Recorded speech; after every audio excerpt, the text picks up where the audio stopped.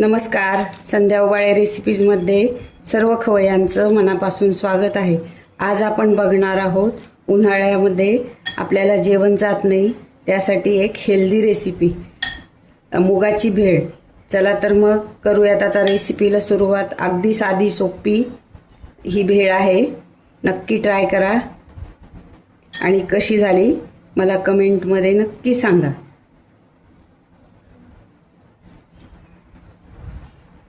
उन्हाळ्यामध्ये आपल्याला जेवण जात नाही तर आपण ही एरवी मुगाची ही भेळ बनवून खाल्ली तरी आपलं पोट भरून जातं.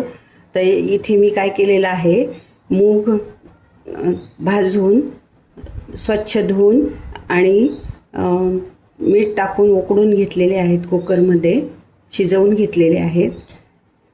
इथे मी 1 वाटी मूग घेतलेले आहेत. हे यामध्ये आपण घालू ही 1 काकडी, 1 गाजर,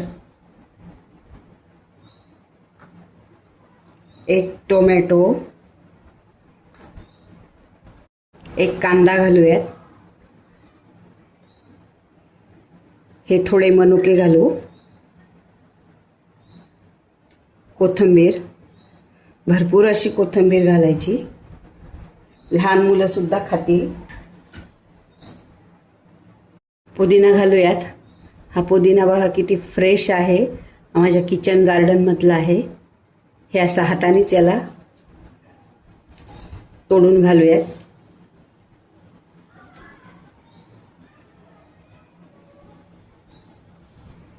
थोडंसं यामध्ये पनीर घालूयात. हे पनीर मी घरी केलेलं आहे, किती सॉफ्ट झालेलं आहे. यामध्ये अर्धा चमचा जिरे पावडर घालूयात. तुम्हाला चाट मसाला घालायचा असेल तर तुम्ही घालू शकता.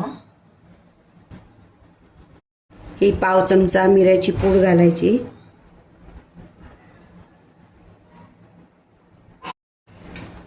चांगलं मिक्स करूयात.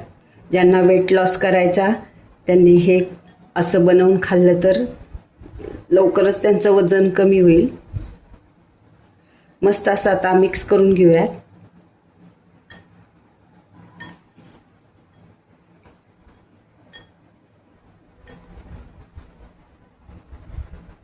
हे आपलं आता छान मिक्स झालेलं आहे.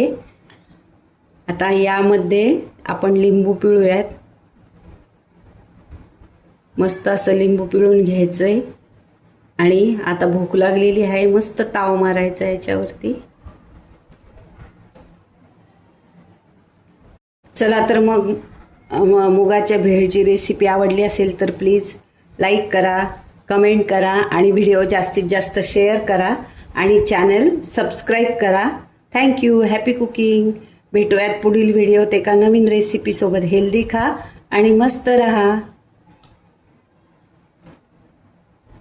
भेळ म्हटलं की शेव ही आलीच.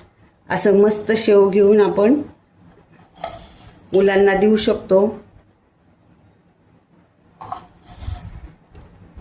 आणि यामध्ये तुम्हाला जर जिरे पावडर, मिरपूड टाकायची नसेल तर तुम्ही पुदिना चटणी आणि चिंचेची चटणी पण यामध्ये घालून खाऊ शकता.